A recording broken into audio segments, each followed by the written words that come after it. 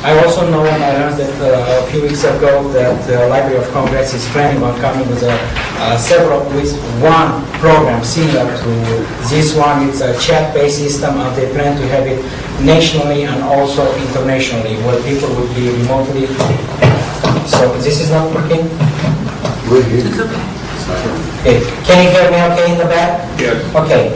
If you need more information, you can look at these sites. This presentation is going to be hosted by CALI soon. Now, I am going to ask as a true or false question, what has the internet created for us? We see a rise of the internet that has been matched by declining the number of patrons using the library services. This is true or false? You'll be answering this question. Patrons come to libraries to use computers to access the web for reference information. Is this true or is false? Some patrons have stopped coming to libraries altogether, and I guess you'll answer this question. And other days of traditional face-to-face reference service number. What the internet users are doing today. I guess we all know that they are answering more and more questions on their own. Every Joe, Michael, George is becoming an expert in using the internet, and I guess, or at least they think they are. And how is internet in our daily life? We all know that we use it for news, communication, online purchases, hobbies, you name it, multimedia, peer-to-peer collaboration.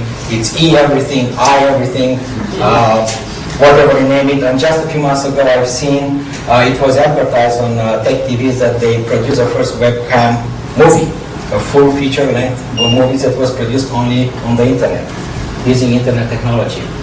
My question would be to you, do we really have to get our patrons back, or do we have to move our services to wherever they are? And in talking about remote users, remote patrons, who is remote? I think we will look at patrons, but we should also look at ourselves being remote. And we'll try today to show you that both the patron and the librarian can be remote, and we'll try to show you how we can accomplish a reference service being remote. Here we'll try to connect through a patron that supposedly is not in the same room or be somewhere else, and we'll connect to remote resources on our campus at Wayne State. And what librarians could do, offering virtual reference services, librarians have new opportunities to create a whole new dimension and meaning to the traditional terms face-to-face reference service and digital delivery. And we are known to be information therapists. We always help patrons to figure out what they really want. And I guess we are recognized as being experts in evaluating personalized and effective reference services. My point here today is not to really say this is the way how this should be done. It's just to really promote us as being knowledgeable and aggressive in experimenting with new technologies and be ready to answer all these sophisticated patrons that right now are becoming global. And our very quickly, we'll try to cover all these embedded Windows XP Pro features today. One is Instant Messenger that offers real-time text, voice, and video communication compared to all the other systems on Windows where Messenger provides everything but video, and NetMeeting takes over the voice part, the video part of what Instant Messenger is doing on XP. We'll talk about remote assistance, and we'll show you step-by-step configuration and use of it. We'll do the same for remote desktop. It's a feature offered only in XP Pro. As you know, XP is coming right now in two flavors, XP Home and XP Pro. Most of the features you'll find of what we are talking today on XP Pro, remote desktop, VPN, are features that you'll find in XP Pro only. And we'll also show you how to set up a virtual private network and how you will make a connection and what each of these features has good to offer you besides showing and potential use for reference service. I will start with XP Messenger. I'm going to talk a little bit about it, and I'm going to show you how you can get it going and several of its features. I'll do the same for the others, and after that we'll do several live sessions of reference service. So XP Messenger, you have to open an account with Hotmail. You can restrict it and make it as private as you want it. You can set it up in a way that you can allow only people that you want to talk to you, or you can set it up in a way that in a library create an account so you'll be there to answer questions. You need XP on both ends of the line to create a full integrated video communication. So if you want to use Messenger with video or audio and chat live, the other person has to come through Windows XP at the other end. That can be Home or Pro. It allows live sharing, collaboration, and desktop control. And it has, in fact, two features right now in Windows XP Pro. It allows for application sharing, and that provides even further desktop control and remote assistance. Application sharing, it's also available in all previous systems of Windows. Remote assistance is new for XP Home and Pro. If you are not going through a fast line, in order to get a better performance, you need to scale down screen resolution and visual effects. And you also have to be aware that right now the firewall has to be turned off.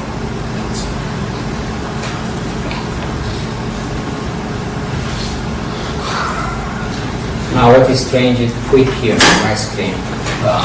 PowerPoint, I still have it here. Sorry? Okay, XP Remote Assistance.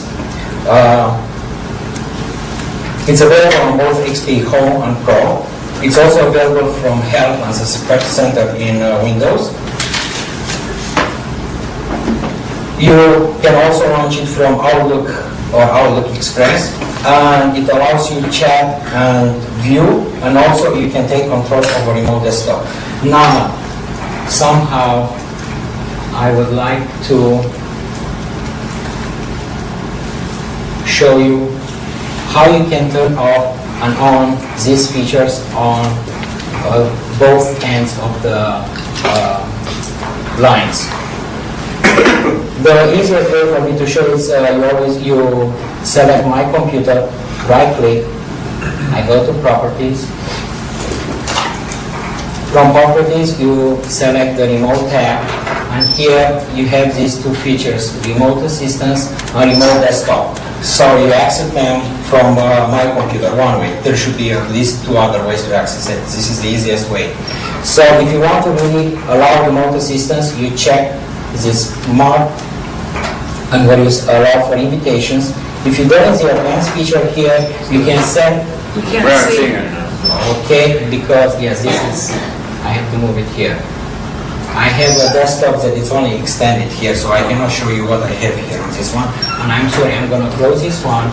So because this window is coming only here. So after I right-click on My Computer, this is the windows that I had. System Properties.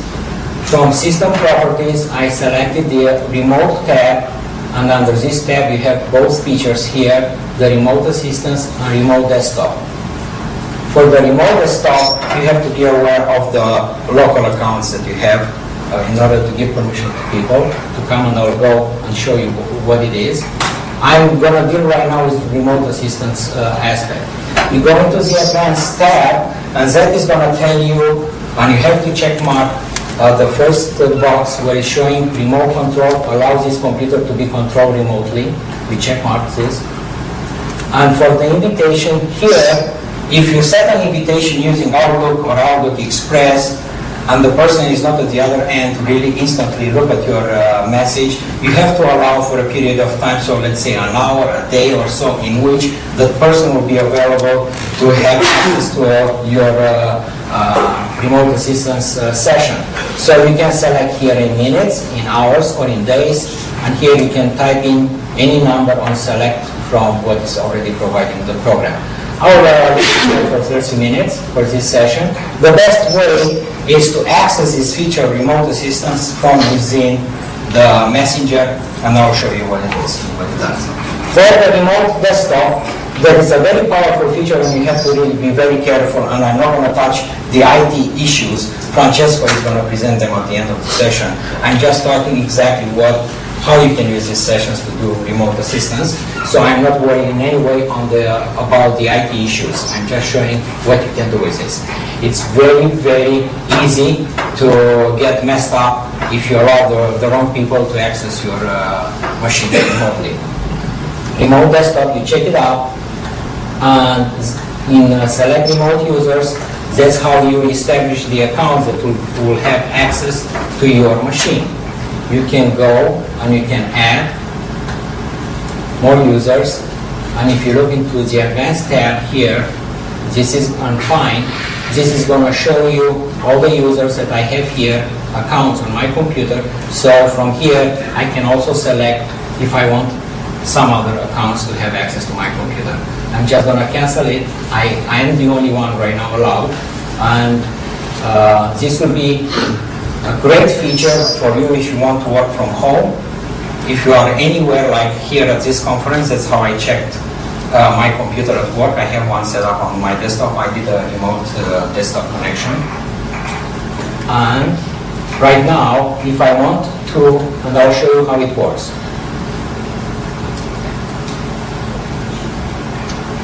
I have to move the screen from here. It's also available from Start, Programs, Accessories, Communications. It's the last program here is Remote Desktop Connection. Now this is how you set up on the other end where you want to access it to a remote connection. I'm going to show you. In fact, you are not seeing this screen. This is how you set up on another machine how to access a machine that is already allowing a remote access. You have all this screen for remote desktop connection. In general, you have to put the computer name or the IP address. If you are on a local network, you can use names of the machine on the network. The username for the account that it's allowed to go to that computer, the password, of course. This is very important, display. You have to have at least the same resolution or a lower resolution of the screen in order to see the remote desktop. I selected because here we are limited to 10, whatever it is, to 700. I selected 800 by 600. Wonderful on this feature is you can bring in resources from a remote computer to your computer. Like you can bring the sound. If you have a CD or music on your remote desktop, you can bring it to your machine. And even nicer is the fact that right now when you are on a remote session, you can allow these drives and printers here to be remotely installed on the other computer, so you can transfer files very easily from one machine to the other using the remote feature, and I'll show you how this is done. You can also specify here what program to start whenever you do a remote session. And in experience, if you are on a LAN, the faster the speed, the more features you have here down. So if you are on 28.8 kilobytes, look here, you have only bitmap caching available. The higher the speed of your internet, the more features you have here. You can have themes.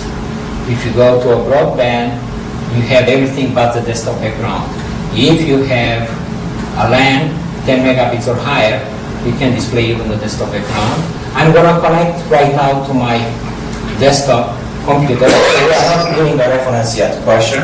I'm going to show you how you can use this remote desktop as a way to access a remote resource, a computer. So right now, what you see is the IP of my machine at work. Soon enough, hopefully, it's going to display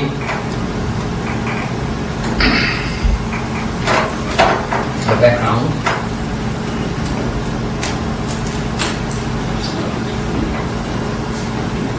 So you left it on, right? It's been, yes. The computer at work, yes, it's a laptop identical to this one that has also a Logitech camera attached. This is the first time that it's so slow since I came at CALI.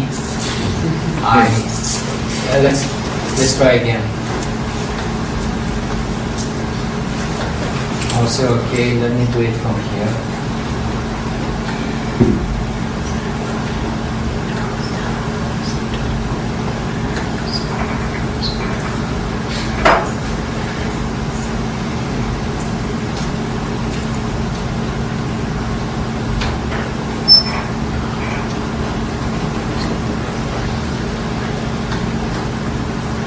In fact, for some reason, I guess right now we don't get a full Q1 connection, but I am on the remote computer. Oh, it's showing finally it's coming. So I selected a different background, so you know that we are on a different computer right now. If we have a camera right now, let's see if it's No, coming. it's not. The camera is not. We'll see. Okay. Okay, let's see. Sir, is the firewall off, or you have a... We don't have a firewall. We don't have a firewall. Okay, let's try again. Okay, in fact, I'm clicking right now on my computer, on the remote computer, and I'll show you.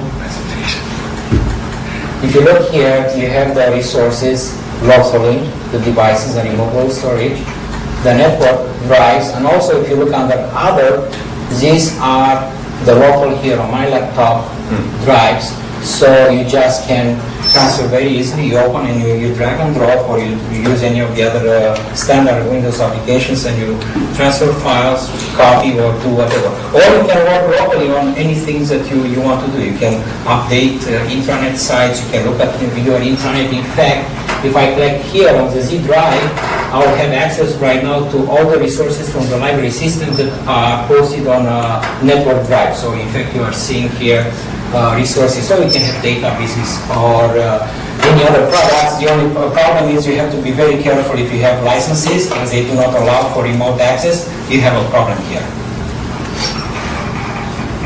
And let's go back. And in fact, let's try to see.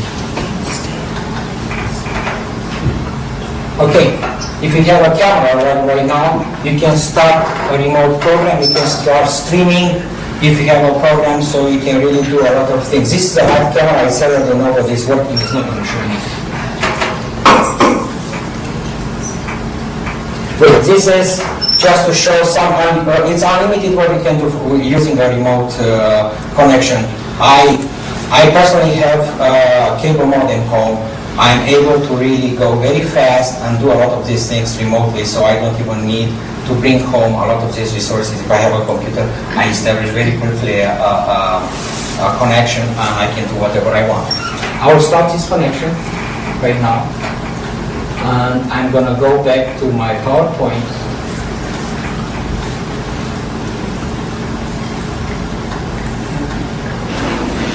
That I see only here. Let's see if I can bring it in your screen. And it looks like I have to go back.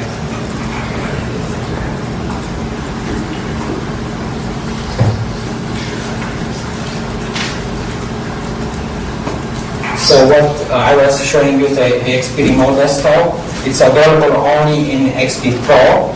It allows you for a secure access, locks the remote computer, so if somebody else will be at the same time at that machine or will try to do anything, is locked out so they can get in. And provides remote access to application files and network resources. And if you have intranet or any other files, you can really bring them to you. It also allows, depending on how many accounts and where, it allows for multiple users to do a remote session. So it's under your control. You have to be an administrator to set those up. And of course, the faster line you have, the better access you have for remote. Windows right now, Microsoft is offering a similar feature for all the other operating systems. It's called Remote Desktop Web Connection. It's available as part of the CD-ROM coming with XP Pro, and it's one of the features that it's installed from the Internet Information Server, from IIS. So you can set up clients on any Windows environment that is not XP using remote desktop web connection. And I think in time Microsoft will offer embedded tools for those systems too. Virtual private network. This is the last feature that I'm going to show you how you set it up. We'll do a virtual private network, and after that I will do with Francesco only reference service using these embedded features. So for a virtual private network, I guess most of you have heard about it. It allows for secure encrypted connections remotely. It's done in the business environment a lot, and personally I don't know of many libraries doing this. They might do. I'm not aware of this. It's a very nice way to have a secure connection to local resources. And again, in parallel, you can use this or remote desktop to do remote access. This is encrypting. It's taking advantage of the point-to-point tunnel protocol that is built in XP Pro, and it's the other protocol. It's a layer 2 tunneling protocol. It does it transparently. You don't have to know anything. All you have to do is just set it up from the network. I will show you in a minute how you do it. You can make, it's also available only as a feature on Windows XP Pro. Virtually, you can make a server from any machine that is running XP Pro, and after you set it up and you set up whatever drive as share, you can have access to that resource remotely through VPN. What it does, it decrypts your IP, so it's going to be very difficult for anybody on the internet to get into your line or to in any way to mess up with what you are doing. So this is VPN. I'm going to stop PowerPoint if I can get here. And I'm going to show you how you set up a VPN resource. I'm going usually to my network places. I right click on it. I go into the properties for the network. And from here I select create a new connection. I have to move out the screen here. From this wizard, you go and you select. Okay, now there are two ways to set up a machine as a server for virtual private network. I'll show you as a first step, and after that I'll show you what you have to do for the remote machine to access and to create a VPN connection. So it's on both ends. First, let's set up this desktop for a VPN. So this is going to act as a server, and we will have to select connect to the network at my place. To business network, we will dial up or VPN.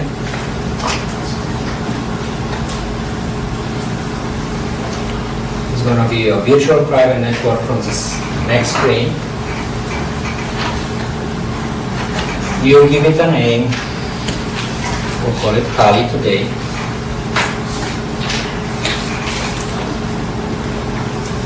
You don't want to dial in, that was a previous connection.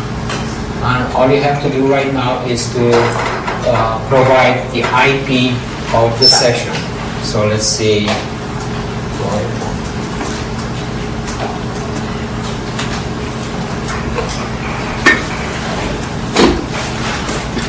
What was that?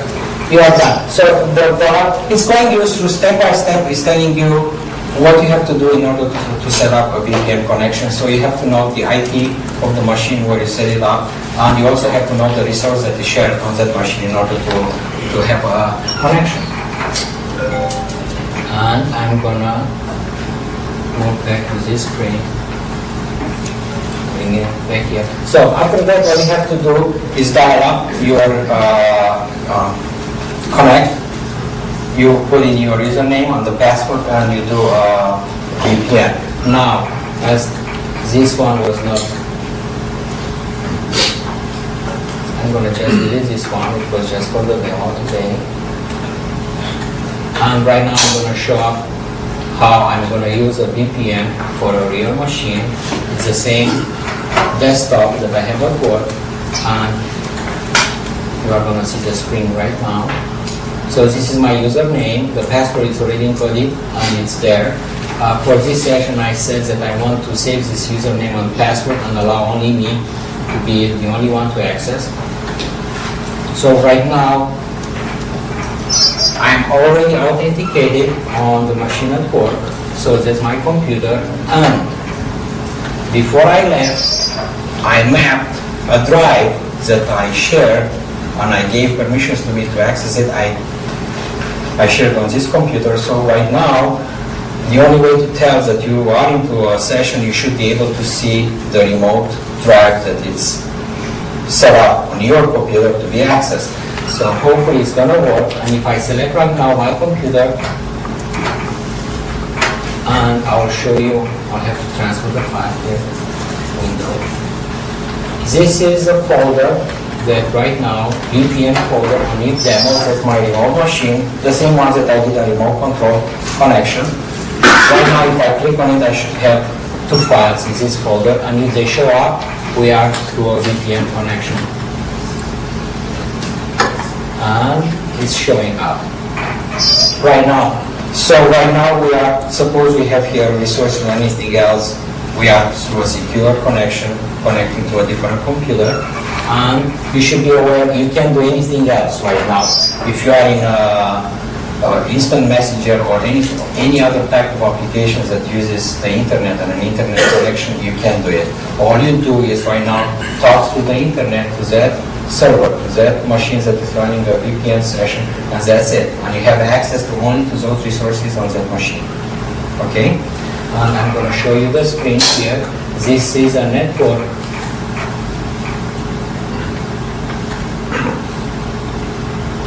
for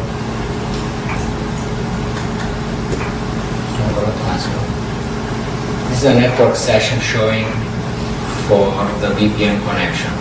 It's on, it's sending, it's receiving.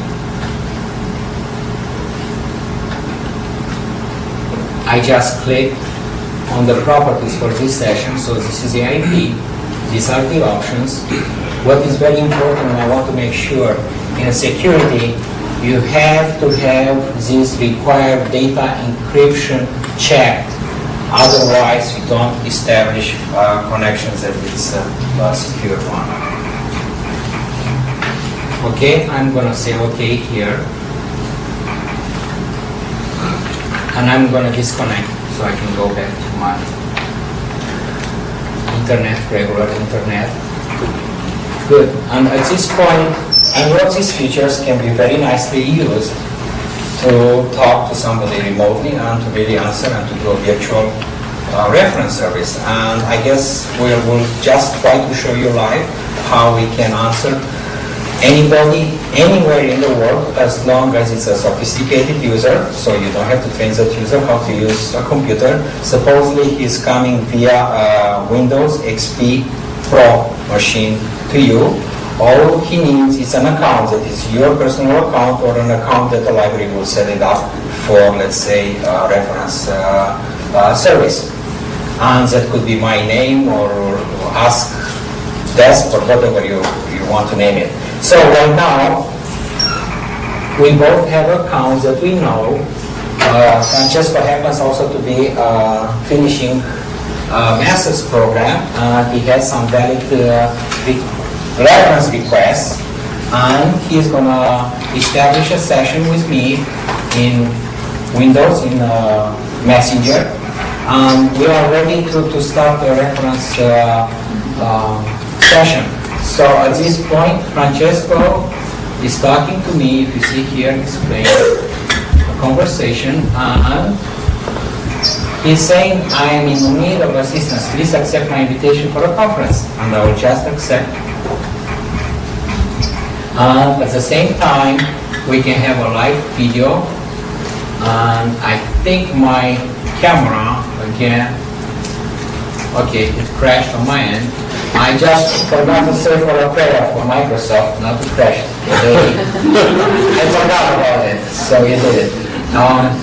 It happens a lot. This is very intensive on resources. I'm going to start again Windows Messenger. And in fact, I have way too many programs right now that interfere with what we are trying to do. And usually it's better to do a fresh restart.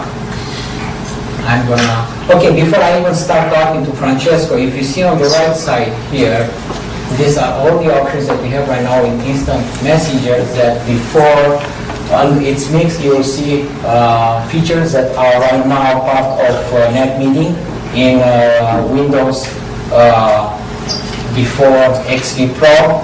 You can send a file of photos. This is live interactive, so you send instantly files. You can invite someone else, so you have more than one person in communication this way, and you can have up to 6, I believe, right now in a group. This will make for a wonderful group or committee exchange where you can really work on files or on programs together at the same time using application sharing. You can work on a presentation, you can work on a document all together. You use and you can mark any document the same way. So that feature is here in Start Application. And also right now it's an add feature. You can go to net phone, pay limited amount, and you can make very cheap calls here in the United States or internationally for about, I would say it's about 1 to 2 cents per minute in the United States, and it varies for foreign countries, but it's the best rate that you can get. The service is extremely good. It's getting better, and I have several people that have used it here, and one is named Alex here has been using a lot. And about years ago when we were going through a renovation project, that's the only service that I've been using heavily to make calls. We had no phones, and I did everything based on IP telephony. And right now I'm gonna, Francesco already asked me again to start a conversation. Hopefully this time, good? No. Would you please allow me for a minute just to reboot and to reset everything so we can have a video. Michael, while you're doing that, what do you think are the minimum requirements to have it? It's very intensive. The video part is really strong.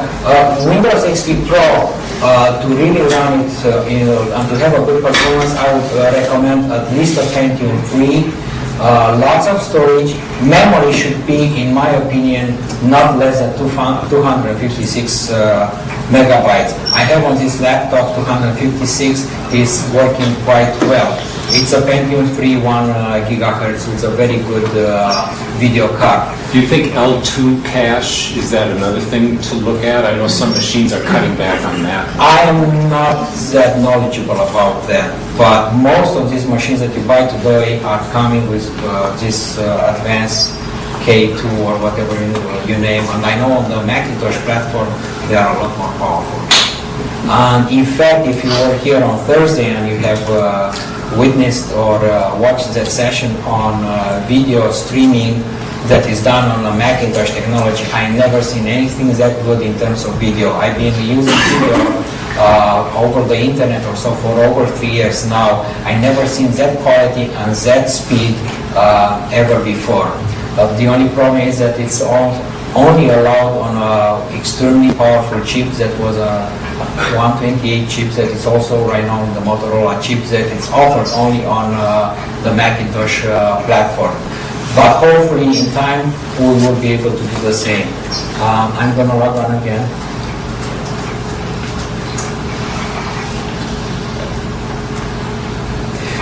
Also, I did see and we experienced different progress depending on the rooms that we were seated. Like I was trying to experiment with Francesco in my conference room at my institution. It was crashing all the time. The minute that we moved and we switched to a different room, it worked perfectly. So in my office, it worked perfectly. And so in fact, it crashed here several times. We tried yesterday in a different room, and we had no problem. So it's very important to have a very good internet connection with high speed. That's one of the reasons why we're moved from the auditorium here, because it's not split. Francesco is already online, it's waiting for me. You will see here, I'm going to try to move his window, but I can't grab it from my desktop here. I'm just going to try to open. Make it smaller.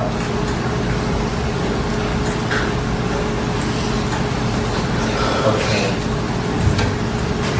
I'm inviting him for a video session.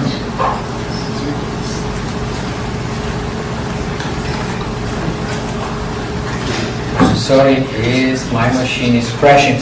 Now, I'm wondering if this is because of the many transfers that we have here with so many plugs, and I simply don't know what's causing this crash every time. I guess we'll have to move to a different room. Michael? You want to just go ahead with the last part of the presentation? Yes, maybe. Let's try one more time, because this is really what we really wanted to show. And trust me, it worked. Okay, let's try again.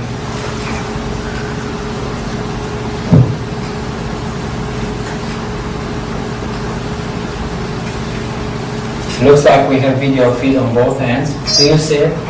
Okay, in the main screen it's Francesco, here is me, and you set up microphones. Another problem is setting up the microphone, my microphone, the computer, and the way we have here. Let's try. Okay, let's really do the reference session. Please, Francesco, go ahead with your question. Well, I'm a student at the law school, and I was attending a presentation on how to use the resources, but I've forgotten how to access your card catalog, and I was wondering if you could give me some assistance. Yes. In fact, what I would suggest, in order to do this, I would like to be able to take control of your desktop, and I would like you to allow me to do this. I hope you'll trust me. And for this, Francesco, you really have to go and start a remote sharing session. So use the feature you already did. Francesco just invited me to use the remote assistance. I have to accept it. Of course, I want to be on. Okay, it's going to take a few seconds. Hopefully, it's not going to crash again. What is going to happen right now over the internet, using some protocols, part of this application, I'm going to be able to soon. This being high-tech right now, I wasn't even being able to share my laptop with your screens here.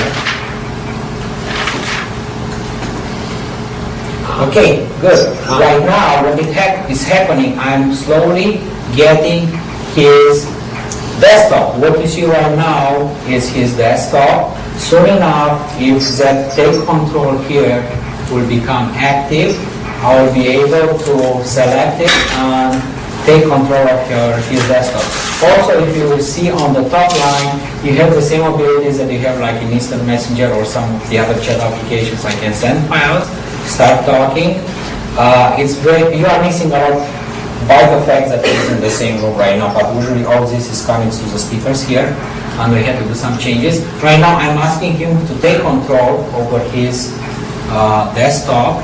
He has to approve it. And as soon as he will say yes over there, I will be able to use his desktop. And right now, I should be able to minimize. Good. I am right now on Francesco's desktop. This is all his computer. Okay, right now I'm going to go and I'm going to take over. Okay, Francesco, I'm talking to you right now. We open a session in Internet Explorer. Okay, he happens to be right now with his home default on the law library website. From here, I'll instruct him and I'll show him step by step. So he's watching me right now. So I'm navigating using his desktop to our online catalog.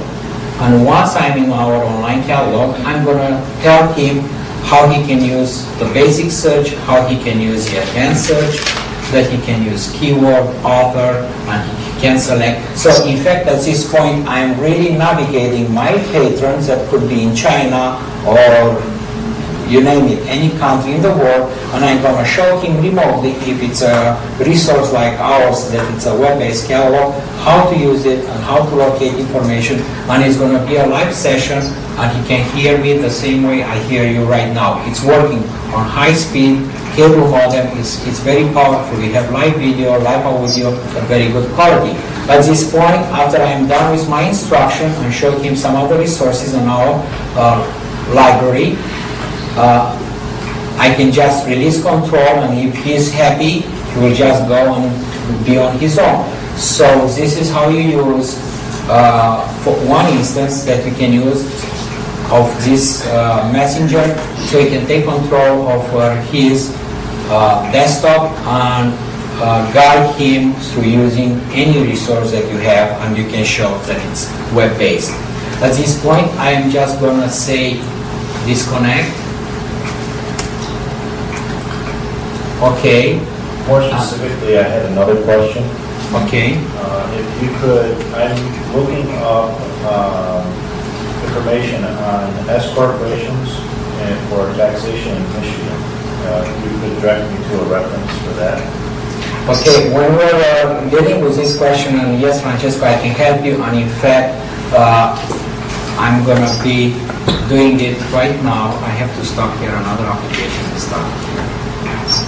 And for you here, the audience, I'm going to take you through a very complex feature of XP Pro using Instant Messenger. I'm going to invite Francesco to share my desktop, and I'm going to take him, I'm going to use another feature, I'm going to use remote desktop to connect to a remote computer to really give him access to resources. So at this point, I'm trying to answer that question where we are both remote people. He's a remote person, and suppose I'm in a different, I'm home, or I am somewhere else, and I have that account, and I'm saying I'm going to do reference service from 7 to 8 from home, or I'm in any other part of the world where I'll be accessible, I can do this. And Francesco, for this, I would like to start application sharing. Why don't you start it for me? Because I have limitations of screen size. You did it? Okay, I was not with you. I'm gonna accept it. Okay, application sharing works both ways. He can share his desktop, I can share mine. I'm gonna transfer this screen again here, so you can see it. It's not doing it. Okay. Doesn't want to go across screens. Let me try it one more time. Okay. Right now, application sharing, and what I'm gonna do, once that application sharing is active, and it is here, let me move it. Okay, we have the application sharing window open here. This is part of Messenger. Now, I want this quick use. I'm going to share mine.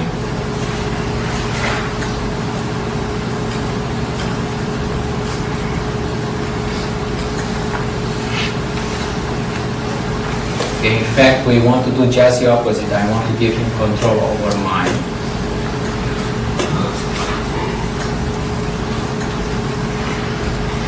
Okay, now I can do this thing. Bear with me, I have to move these screens from one. Okay, right now, this is a sharing on my end. I select whatever I want to do, and I have several options here. I can share the desktop with him, and I click on the desktop and I say share. At this point, soon enough, he's going to have the whole screen of whatever you see here on his desktop, and he can see again what I'm doing on my end, step by step. If I go one step further, this is just for you to show some of the features of application sharing, I can automatically give him even control of the desktop. This will not be a good choice for doing this with somebody that you don't know, because it can really do a lot of damage to your computer. But be aware, at any point, if you allow somebody to take control of your machine, you hit the escape key and the person is out of your machine. Also, you are able to see whatever he's doing because it's your screen and you see it there. So it's very powerful, this. At this point, I'm just going to share the desktop with him. Right now, he sees everything that is on my screen. Is this correct, Francesco? That's correct. Okay, and some people that are over there can check it right now. Okay, Francesco, right now I'm going to take you to a special resource that we have, and we are just going to pretend today that that resource is not available remotely. I'm sorry. And we have a license that will allow us to access it remotely. So I'm going to take you to a remote session, and I'm just going to connect to again to my computer at work. So right now I'm going to take the patron remotely using remote control.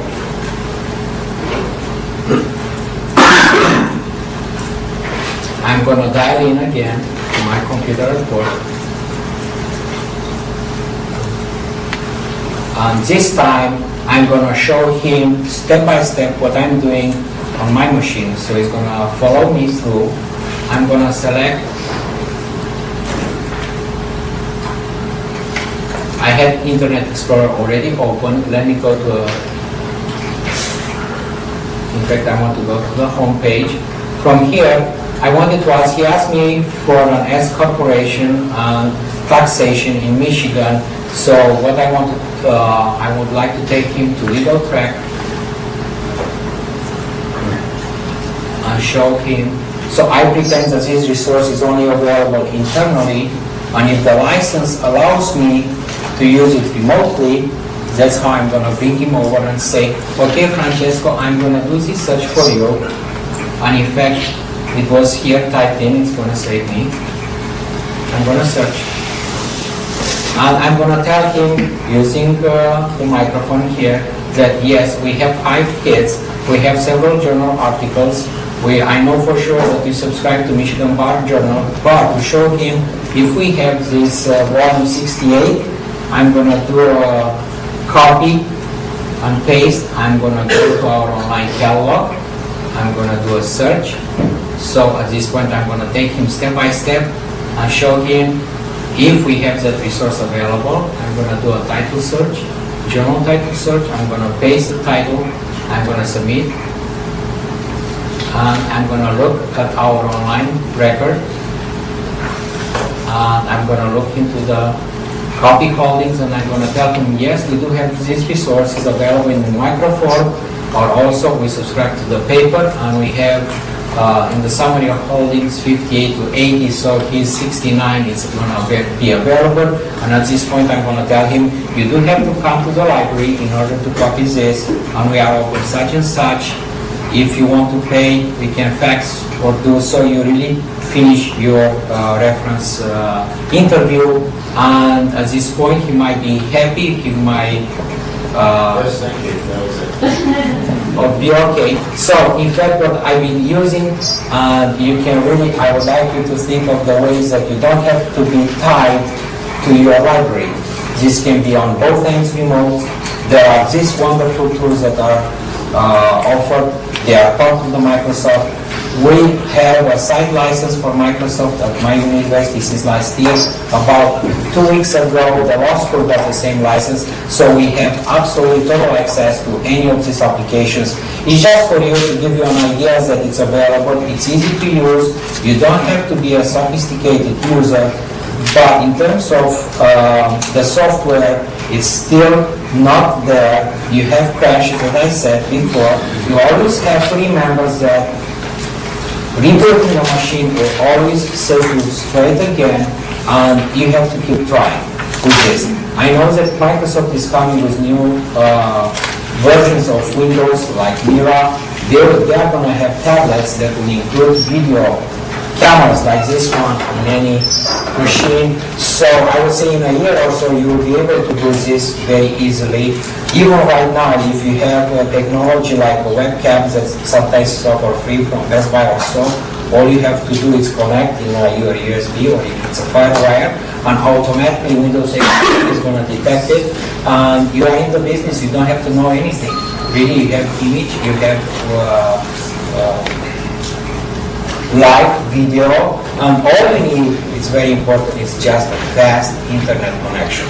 Cable modem is very good, and I would urge you, if you have time and you want to take your work home, subscribe to one of those services. I think you can also do that.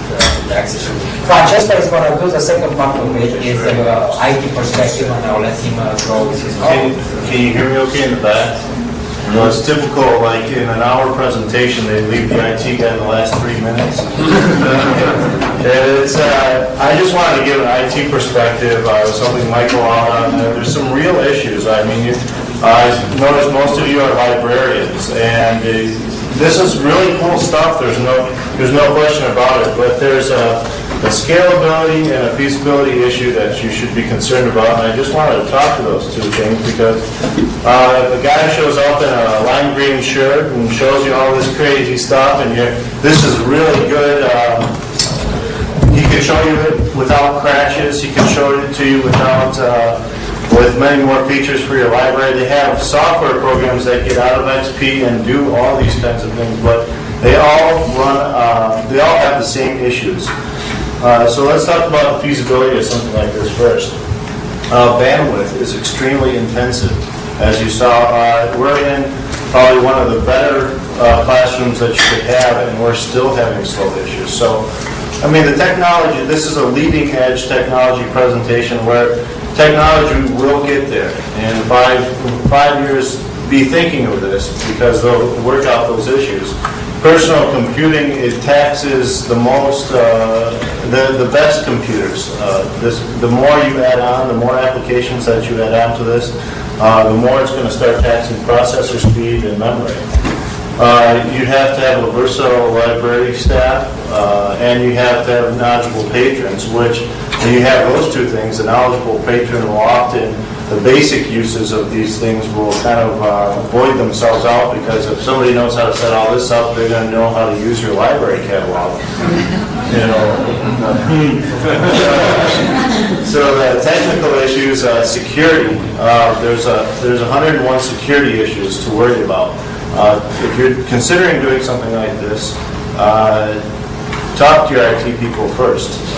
See what kinds of problems you could have. The biggest problems is not that you have security issues with the computer, that you're going to have user security issues. Because I can talk to you over the internet and say that I'm a patron and be a hacker and get you to disclose to the public that, yeah, you don't have a firewall. Go ahead and run around and do whatever you want. So it's not so much as technology and as training staff. Technical staff will definitely go up with a system like this. And so evaluate your resources. If you have to have an all A's on your report card for technology-wise. If you're running a 486 computer and you have a green screen, you have bigger fish to fry than trying to get a virtual conference with a patron. In a planning stage, make sure your IT staff and your administration are working towards a similar goal, that these things are being integrated both in the network and being trained at the same time with your library staff. Your users, of course, librarians are the first people that should be comfortable with delivering this service, not your patrons. So your librarian should know all the consequences of using this, all the support issues, as well as your patrons will, the people who will request the service will already address those issues for themselves.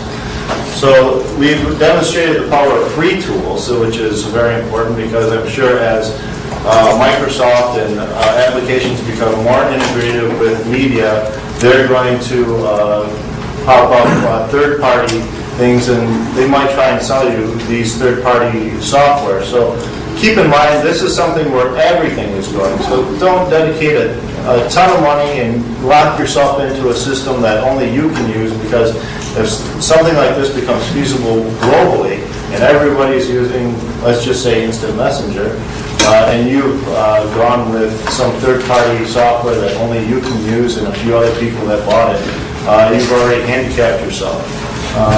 The learning, this is a learning center for librarians to consider in the future, that media will be touching everything in application. So if you have any other specific questions in terms of what we've shown you, we've had to deal with now, really much.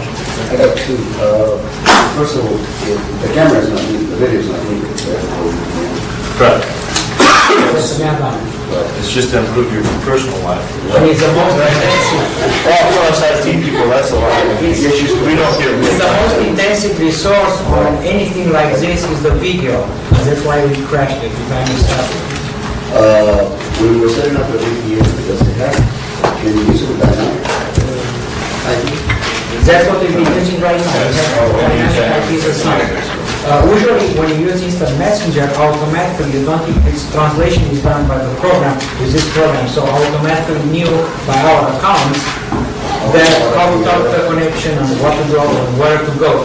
But usually you need a static IP to use remote control, and to use the other feature for VPN, you need static IPs. That's one way to address it. Or we can buy some services or use some programs that will convert any dynamic IP to a static IP. And there are hundreds of services on the internet, dynamic DNS and home IP and all this, to really make a dynamic IP be converted on the fly. You run a short application, a small application in the background, that whenever you get a new IP, it's going to send to that remote site your IP, and it's going to make that IP become what it's called. Anybody else?